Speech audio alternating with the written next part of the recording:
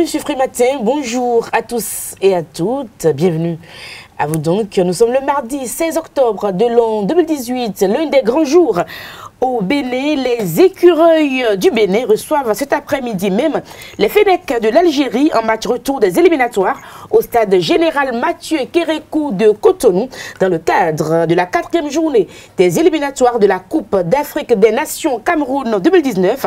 Analyse, enjeux et débat sur la grosse actualité dans un instant sur Free Matin. Nous parlerons également de la proposition de changement de surnom de la sélection nationale. Il faut croire que les mauvais résultats de la sélection nationale commencent par faire réfléchir les Béninois. Nous y reviendrons donc dans le débat. Kader Achirou, bonjour. Bonjour Nadège Diwan, bonjour à vous chers amis internautes. Au menu de l'actualité nationale ce matin, nous pouvons retenir la recomposition de la classe politique nationale en vue des prochaines élections législatives. La Cour de répression des infractions économiques et du terrorisme continue de faire couler beaucoup d'encre et de salive. À la une des parutions, nous avons l'éliminatoire de la CAN 2019. Bénin, Algérie joue un match ce jour à Cotonou. Et pour finir, à la une, nous avons la succession du médiateur de la République qui pour succéder à Joseph Nyononfou. En sport, nous parlerons également de la 5e édition de Cotonou Tennis Open qui va se dérouler du 12 au 17 novembre prochain. Les organisateurs l'ont annoncé hier au cours d'une conférence de presse sur laquelle nous reviendrons donc dans les sports avec Larios Adjabenon, le bulletin matinal d'information, signature Carles Kitome. Bonjour. Bonjour Nadège. Le démarrage des examens nationaux de licence et le nouveau scandale financier qui ébranle la classe politique sud-africaine tiennent le rôle du pavé des informations de ce matin. L'horoscope du jour et quelques informations pêle-mêle pour meubler cette émission que nous avons beaucoup de plaisir à vous présenter. Voici pour vous tout de suite et maintenant la une des journaux présentés par Kader Achirou. Bonjour à nouveau chers amis internautes, le Béninois libéré pour démarrer ce matin en deuxième titre à la une. Réforme pour le rayonnement de la municipalité de Parakou, Djougou et Banikora s'inspire de la recette Charles Toko, toujours avec le Béninois libéré. Match Bénin-Algérie, victoire ou rien, sinon Dabo perd son titre de Dieu. Matin libre, scorsé, les élections législatives de 2019. Pourquoi la mouvance n'est pas encore à l'abri? Des détails à la page 3 de l'apparition du jour du quotidien Matin libre. Toujours avec Matin libre, avec une bonne annonce. Le canal nous informe que le 4e congrès extraordinaire de l'Union pour le développement d'un Bénin nouveau UDBN aura lieu à la salle majestique de Cotonou le dimanche 21 octobre 2018. La nation, coup de répression des infractions économiques et du terrorisme, a découvert dans la colonne du journal Confidence et mise en garde du procureur Ulrich Gilbert Togbounon, toujours avec le quotidien national d'information. Deuxième édition de l'examen national de licence, 5656 candidats, planche contre 2174 l'année dernière. Médiateur de la République qui, pour succéder à Joseph Nyononfou, s'interroge la nation ce jour à la une. First Info, l'insécurité de retour en force malgré les réformes à la police républicaine. Rounopé lâché par la base, s'interroge le confrère. Toujours avec First Info, journée internationale de la femme rurale. Komikouti rend un hommage mérité à des êtres exceptionnels. Dynamisme Info, exil forcé de contradicteurs du régime. L'opposition à Patrice Talon désormais assurée de loin. Nous passons au quotidien le matinal pour finir ce matin. Actualisation de la liste électorale, état des lieux dans les grandes villes et critique de la gouvernance Talon. Léa Dissoglo se trompe de combat. Merci à vous Kader Achirou pour la présentation de cette une des journaux. Il n'y a pas beaucoup de journaux dans les kiosques aujourd'hui. Non, aujourd'hui il n'y a pas de journaux. Vous savez qu'il y a des kiosques de journaux à Parakou? Oui, oui, tout à fait. Vous savez qu'il y en a? Il y en a. Vous savez dans quel quartier il y a à Parakou? Bon, comme je ne maîtrise pas trop Boyko, quand je vois, je bois, je m'arrête et j'achète. Question pour champion, dites-moi dans quel quartier de Parakou on a un kiosque de journaux, de vente de journaux? C'est ça que je dis que j'y vais, mais je ne suis pas habitué à la Boyko, vous ne savez pas non plus? Non, je ne garde pas les coins. Cotonou? Oui, à Cotonou. D'accord, à Cotonou pour les séquelles. Est-ce que tu veux venir au secours? Bonjour. Bonjour. Alors? À Boyko, je crois que c'est dans les environs de Mokas. Et à Porto Novo, c'est non loin de la direction de la culture voilà. et du tourisme de la mairie. Et puis à Parakou, c'est à Banikani. À Banikani, ah bon. Et à Sakété, À Sakété, je saurais le dire. Je vous laisse répondre à Sakété. On voit les journaux à Sakété aussi. C'est bien ça. Et à Kétou alors? À Kétou aussi, on voit les journaux. Mais c'est bien, le pays avance. Ah oui, le pays avance. Il se révèle progressivement. Nous passons au bulletin matinal d'information sur Free Matin. Chers amis internautes, bonjour. Les examens nationaux de licence ont démarré hier au Bénin. C'est le seul G5 Trita de Cotonou qui a accueilli les premiers candidats. Au nombre de 254, ils ont composé dans 7 filières que sont l'agronomie, le journalisme, la communication multimédia, transport et logistique, bâtiments, travaux publics, hôtellerie et tourisme et géomètre topographe. Au terme de cette journée de composition, ils seront confrontés dans des structures spécialisées aux épreuves pratiques. Les compositions dans les autres filières suivront dans des centres répartis sur l'ensemble du territoire national et se poursuivront jusqu'à la fin du mois d'octobre. Destinés aux étudiants ayant accompli avec succès les 3 années d'études de premier cycle universitaire des universités privées du Bénin, il leur permettra d'avoir le sceau de l'État béninois sur leur parchemin. Les responsables du parti Rassemblement National Démocratique RND du député Jean-Michel Abimbola ont organisé le week-end écoulé un géant meeting de soutien au président Patrice Talon à Kétou. Un rassemblement qui s'inscrit dans le cadre de la relance des activités de ce parti en prélude à sa fusion avec d'autres pour la création d'un plus grand ensemble politique. Un meeting qui s'est déroulé à la place historique Oba Oyingi du centenaire de la renaissance du royaume de Kétou. Suivons le compte-rendu signé Abdelkader Achirou. Aujourd'hui, il se passe un événement important. Retournez dire au Bénin et retournez dire au monde que Kétou et le plateau assument Patrice Talon. Et le constat est assez visible. Telle une fête identitaire dans tout son gigantisme, les jeunes, les femmes, les sages, les notables, les têtes couronnées et même les enfants, tous ressortissants des 5 communes du plateau et militants du Parti Rassemblement National pour la démocratie RND, nombreux sont-ils à sacrifier le samedi 13 octobre 2018 pour répondre massivement à l'appel de leur leader charismatique, le député Jean-Michel Abimbola. Dans une euphorie sans pareille, animée de béatitude et de félicité, ces populations du département du plateau ont manifesté leur amour pour non seulement le leader du RND, mais aussi et surtout au président de la République pour les réformes lancées et les projets en cours d'exécution. Le président Jean-Michel Abimbola, pour son courage, son leadership dans le plateau et son esprit de rassemblement et de partage. Et nous sommes prêts, monsieur le ministre, à vous accompagner partout où besoin sera. Plusieurs associations juvéniles et socio-professionnelles des communes du plateau ont défilé au pupitre pour prouver l'existence et l'activisme de plusieurs lieutenants du RND. Présents par amitié, fraternité, courtoisie et solidarité, les acteurs politiques venus nombreux sur la terre sacrée des Alaketou pour soutenir l'honorable Jean-Michel Abimbola dans son village natal ont à leur tour effectué des discours d'engagement, d'encouragement et d'explication profonde des réformes courageuses en cours.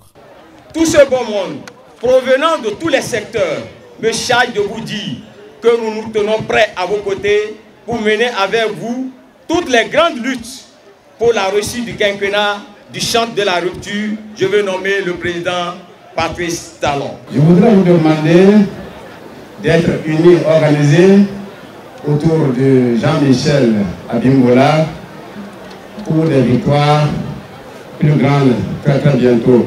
Que vous êtes mieux placé que quiconque pour entraîner la région du plateau et Kétou vers le développement, vers le haut. Et nous allons batailler ferme à vos côtés pour faire comprendre, ce qui n'a pas toujours été le cas, à nos frères et sœurs de Kétou et du plateau, que la question n'est pas seulement de soutenir le président Talon, mais de travailler pour un Bénin futur, un Bénin meilleur. Telle une célébration de la culture au Doudoua, plusieurs danses et chants ont été exécutés pour égayer les hôtes et le public. Malgré l'ardeur du soleil, ce fut la grosse attraction du plateau ce week-end. Les dispositions prises par les organisateurs n'ont pu contenir la présence massive des populations.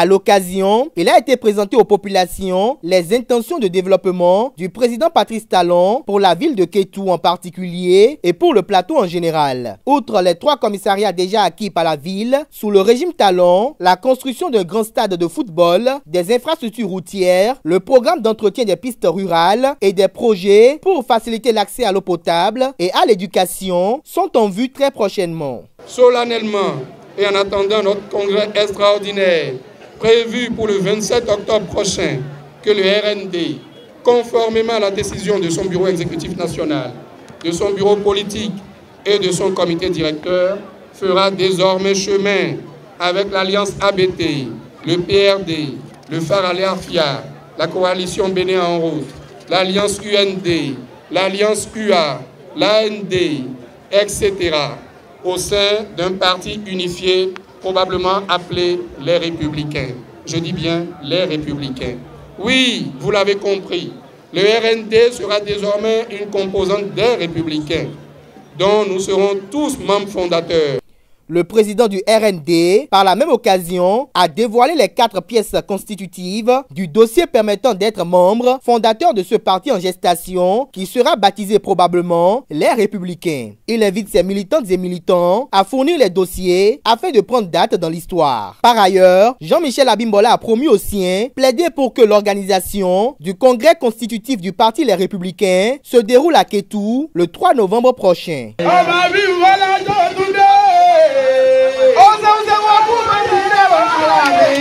Jean-Michel,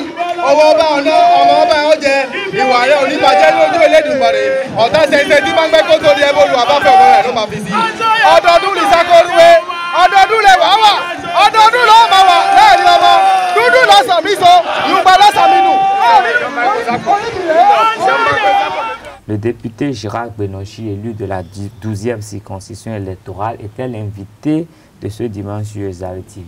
Il a opiné sur plusieurs sujets d'actualité politique, dont les poursuites judiciaires engagées à l'encontre de certains de ses collègues députés. Suivons ses explications.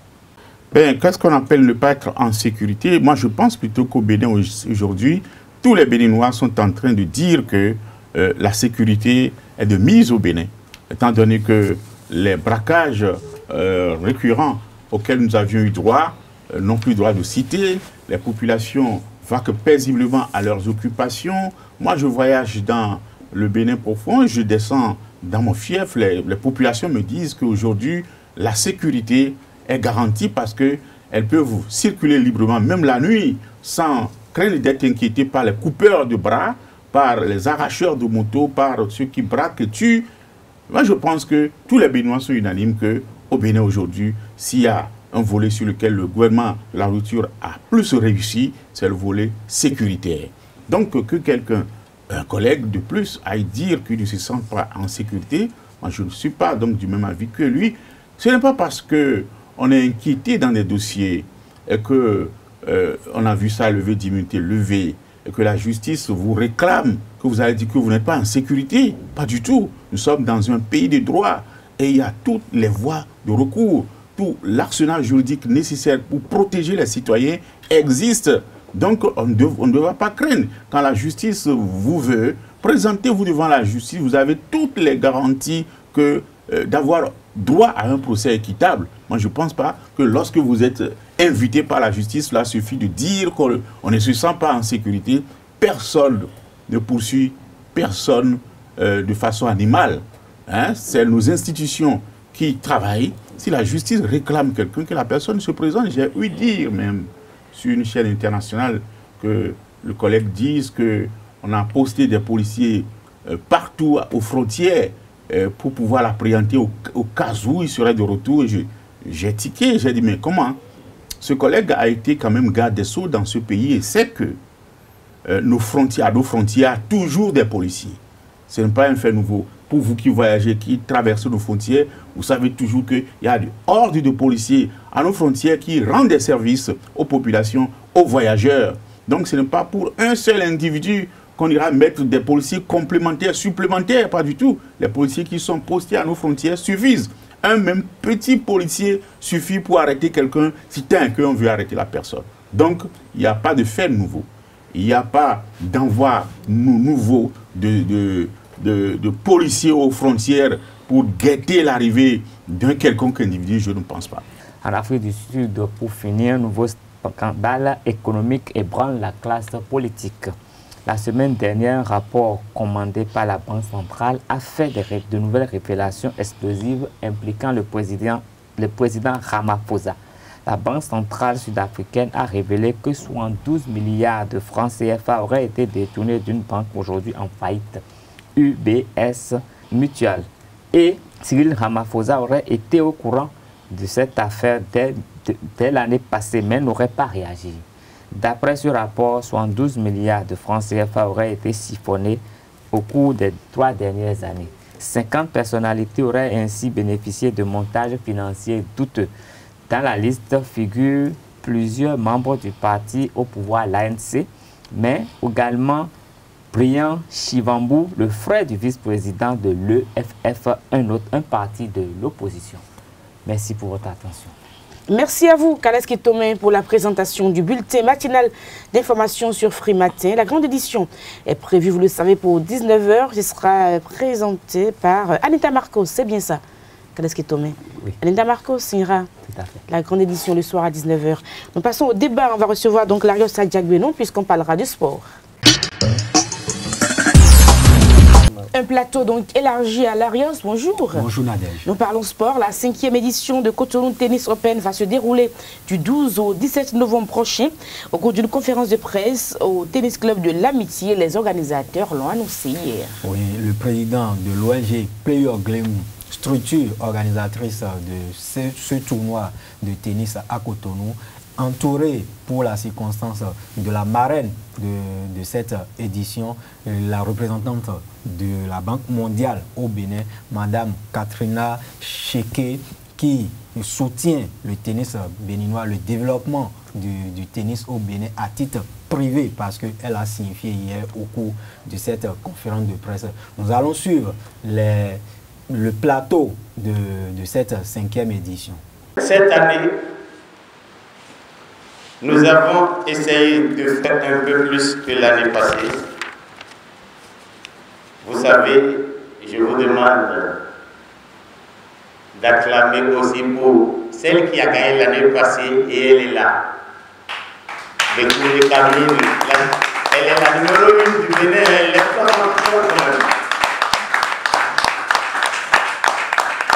elle est là, c'est une fierté. On avait commencé, on n'a pas cru qu'elle allait gagner.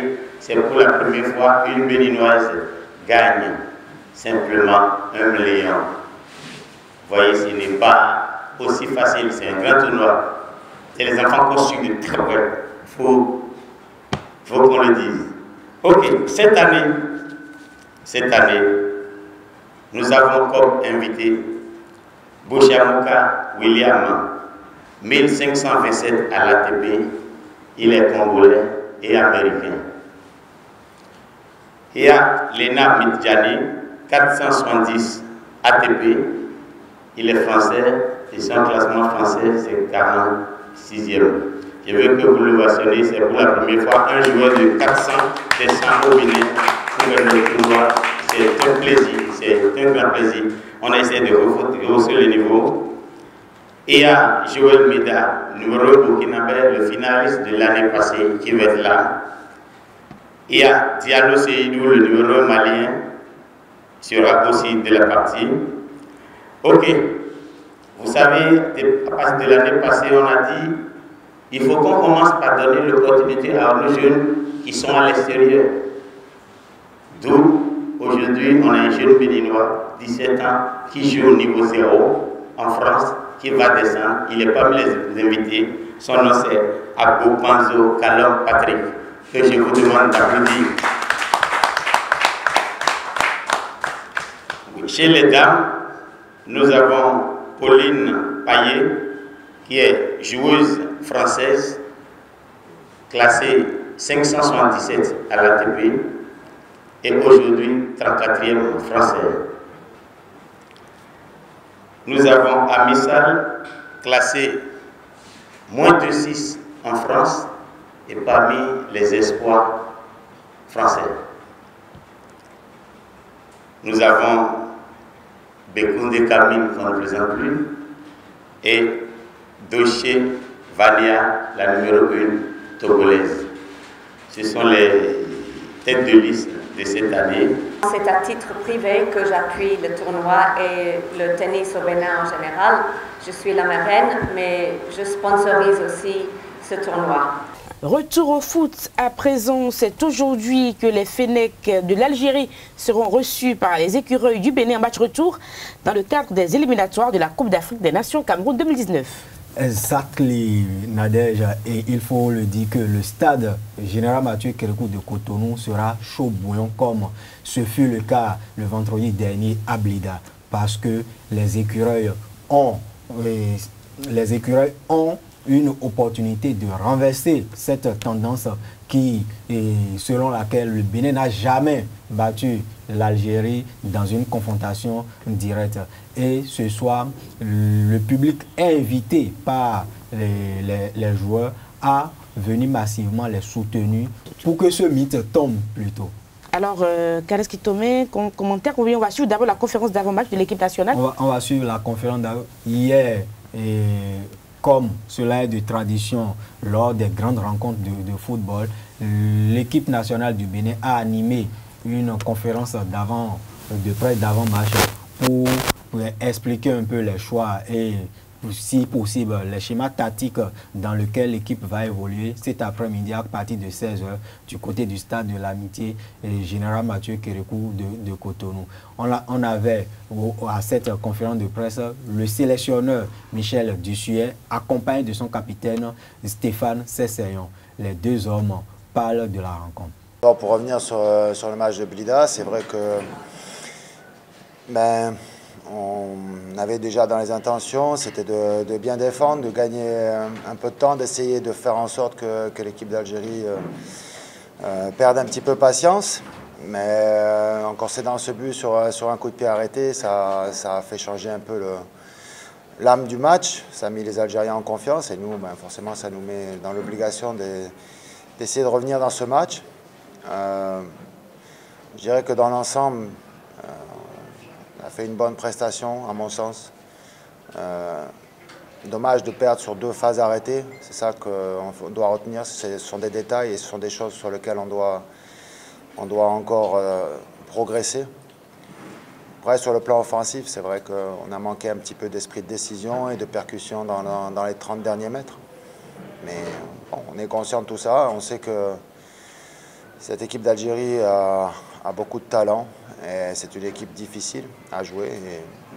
Mais nous aussi, on a à cœur de faire un bon match demain. En tout cas, il y a toujours des organisations de jeu. Après, ce qui compte, c'est l'animation. Ce qu'on en fait, il y a aussi le contexte du match, il y a aussi le contexte de l'équipe. J'ai dit lors de la première conférence de presse ici qu'en sélection, ce n'est pas un club, on ne choisit pas un schéma et on choisit les joueurs en fonction du schéma. Mais on s'adapte à l'effectif dont on dispose. Et c'est la meilleure formule pour moi par rapport à mon effectif et par rapport aux joueurs qui sont opérationnels. Difficile à comparer, mais je pense qu'on a... Cette année, je pense qu'on a quand même plus de jeunes joueurs, inexpérimentés, il faut le dire, mais je pense que c'est des joueurs avec beaucoup de volonté, beaucoup d'envie, qui ont de l'ambition, il faut le dire. Donc, c'est pas évident, ils sont assez jeunes, mais bon, je pense qu'on comprend ça surtout avec la volonté de partir à cette Coupe d'Afrique. Depuis le début de ces éliminatoires, je pense qu'on l'a démontré. C'est pas facile, mais bon, je pense qu'il y a quand même, comme j'ai dit, cette volonté de la part que ce soit des anciens ou des jeunes, de participer à la prochaine Coupe d'Afrique des Nations. Donc ça passe par ce genre de match. On a vu, il y a quand même des jeunes joueurs qui ont fait le match contre l'Algérie à l'aller, qui ont montré quand même de bonnes choses et ils sont encore plus motivés, surtout que ça sera à domicile demain. Nous allons suivre à présent l'invite des joueurs parce que pour y arriver, il faut que le public et ses ambassadeurs forment un noyau, soient unis pour que le Bénin renverse l'Algérie ici à domicile pour le rattraper à la tête du classement de la poule D de ces éliminatoires de la CAN Cameroun 2019. Et les joueurs dans différentes dialectes nationales ont invité le public à venir les soutenir massivement pour y arriver. Vous savez bien qu'on a besoin de ce public. Donc ça vaut aussi de faire l'appel, parce qu'on a vu, comme je dis, je le répète, en Algérie on a vu un 12e homme magnifique. On nous a mis un petit peu la pression, c'est normal, on était chez eux. Donc je pense qu'aussi à domicile on a besoin d'eux. Nous on fait l'appel, on leur lance l'appel et vous aussi faites aussi ça.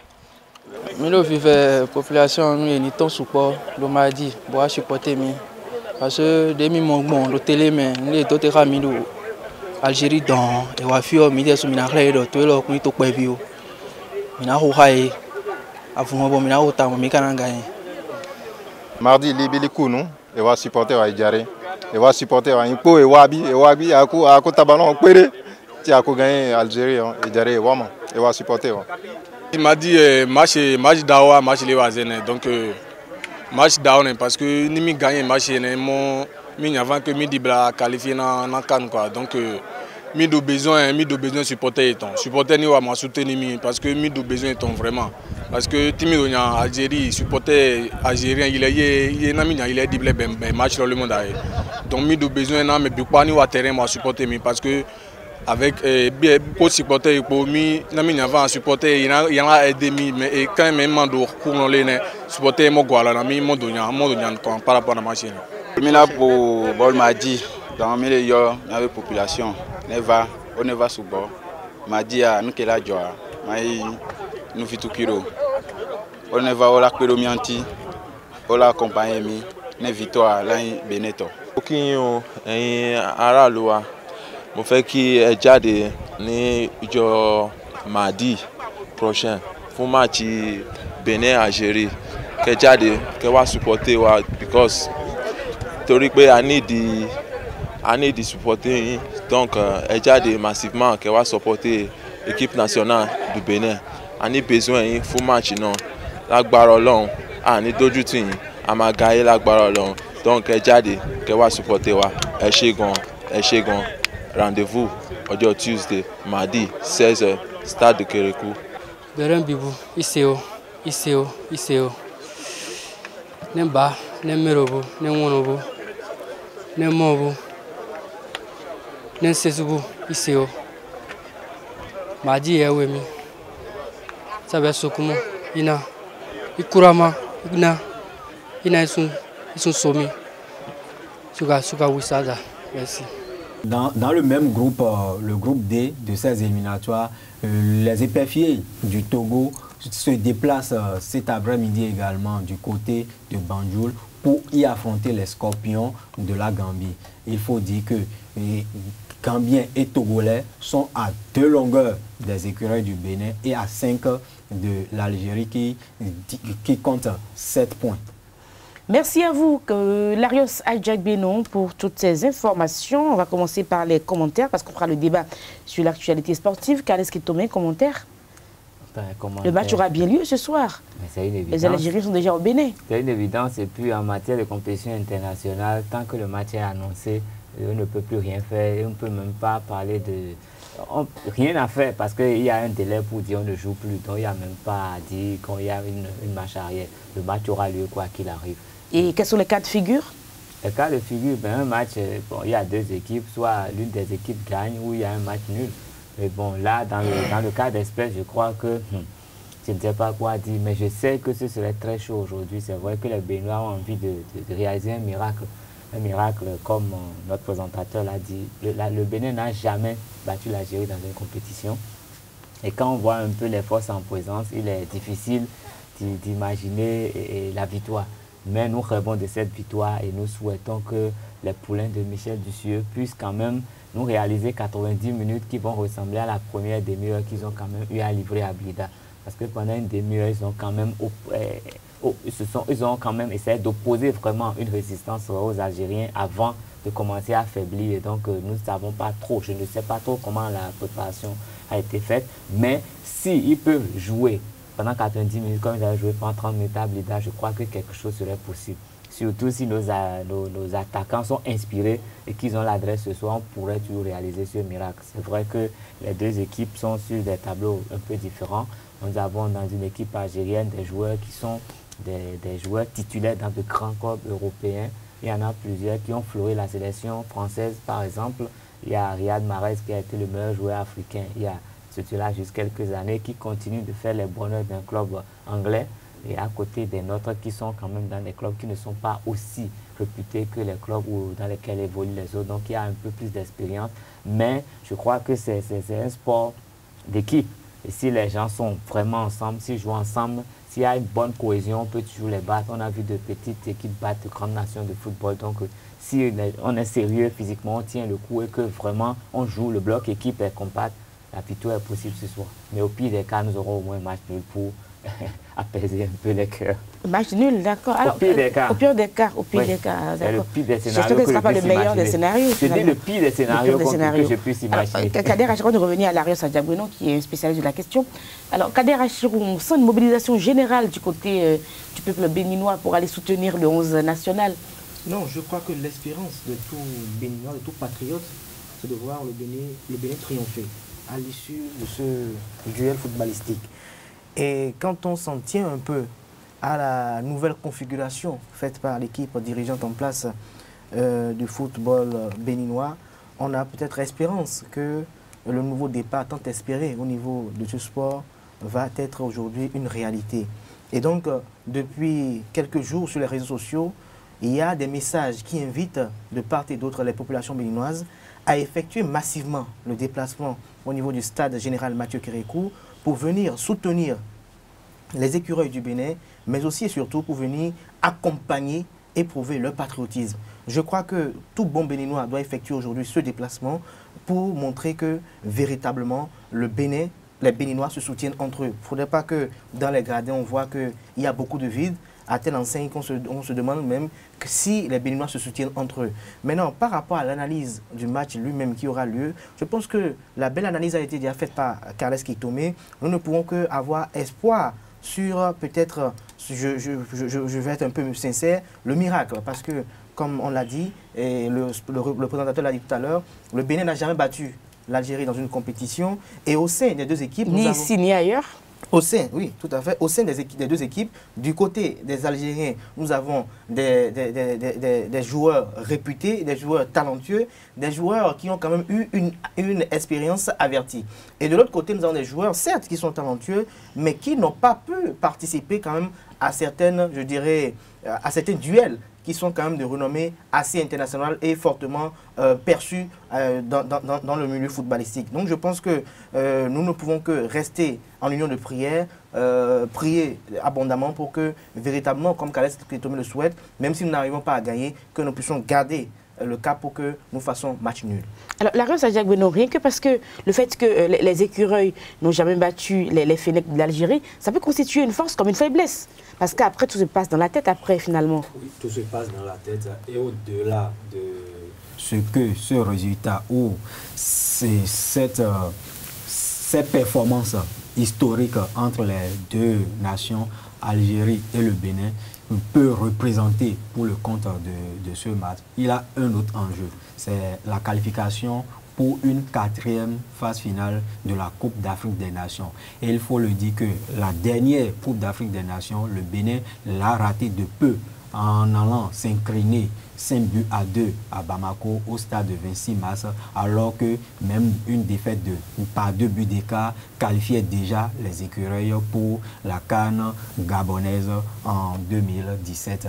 Mais cette fois-ci, il faut dire qu'il y a eu un peu de changement. Il y a eu un peu de changement au sein de l'équipe. Il est vrai que sur papier, lorsqu'on compare les forces en présence, il n'y a pas match. Il n'y a pas match. Il y a, comme l'a cité tout à l'heure, il y a Riyad Mahrez de Manchester City aujourd'hui, ancien meilleur joueur africain 2015, si j'ai bonne mémoire, 2015. Et il y a également Yassine Brahimi, qui est un joueur de FC Porto, qui est là. Et on sait déjà que le football, malgré bien, est un football technique très rapide. Donc, hors de notre côté, on a des joueurs talentueux, des joueurs qui sont pour la plupart titulaires dans leur club et qui, avant de venir en sélection, cette fois-ci, beaucoup d'entre eux se sont fait signaler de la meilleure des façons en inscrivant de la défense juste en attaque. Ils ont trouvé le chemin des buts. Maintenant, sur le plan de la préparation de l'équipe pour cette confrontation, je pense que le sélectionneur l'a dit hier, les autorités ont mis les joueurs, l'équipe dans des conditions optimales pour que l'équipe récupère de ce marathon qu'il a entamé depuis le 8 octobre dernier. Et en plus, le stade Général Mathieu Kérékou de Cotonou, le Bénin n'a plus perdu sur ces installations depuis 2011. Avec la défaite, le naufrage collectif que la Côte d'Ivoire de Didier Drogba et d'un certain Gervinho nous a infligé ici en juin 2011.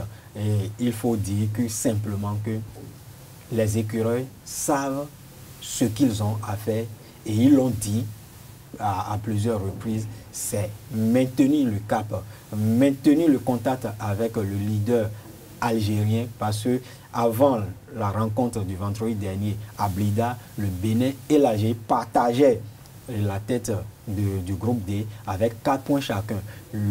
Les Algériens ont réussi à devancer les Béninois de 3 unités désormais depuis le vendredi dernier. Il faut que le Bénin gagne cette rencontre pour atteindre le niveau de l'Algérie. Même si le sélectionneur pense que la qualification pour la CAN Cameroun 2019 ne va pas se jouer sur cette rencontre parce qu'il y a encore 2 autres matchs à livrer, dont un déplacement à Banjul pour y affronter les Scorpions de la Gambie. Et il faut dire que les Scorpions de la Gambie? Oui, les Scorpions de la Gambie. Il faut dire que le Bénin et l'Algérie, l'adversaire du jour du Bénin, est allé là-bas mais a été tenu en échec par l'équipe qu'on peut appeler la plus faible de ce groupe des éliminatoires.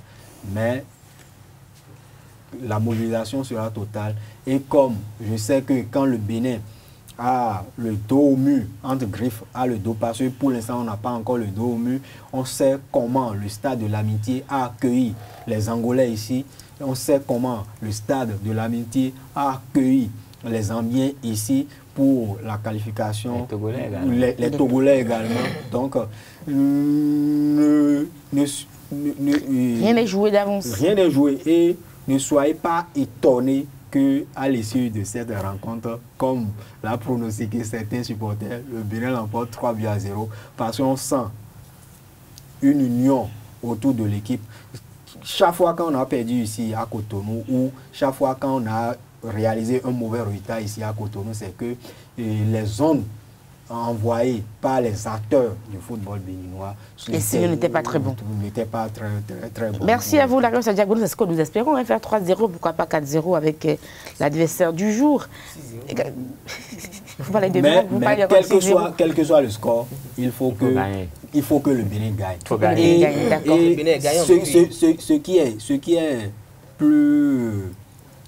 Ce qui est plus souhaitable ou ce qui est déjà gagné d'avance, c'est que l'équipe a le soutien de son public. Parce qu'au retour de l'Algérie le samedi dernier, l'équipe a effectué sa première séance d'entraînement pour ce match retour le dimanche.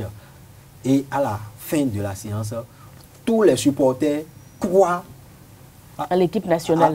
C'est déjà une force. Or, et c'est ce qui s'est passé du côté de Blida où, à un moment donné, avec les mauvais résultats de l'Algérie, l'élimination pour la qualification pour la Coupe du Monde 2018 des Fenech, les mauvais résultats de l'Algérie. Oui, les mauvais derniers mois ont fait que le public algérien avait des sentiments de dégoût, de désamour envers son 11 national. Mais le vendredi dernier, l'Algérie a retrouvé son public.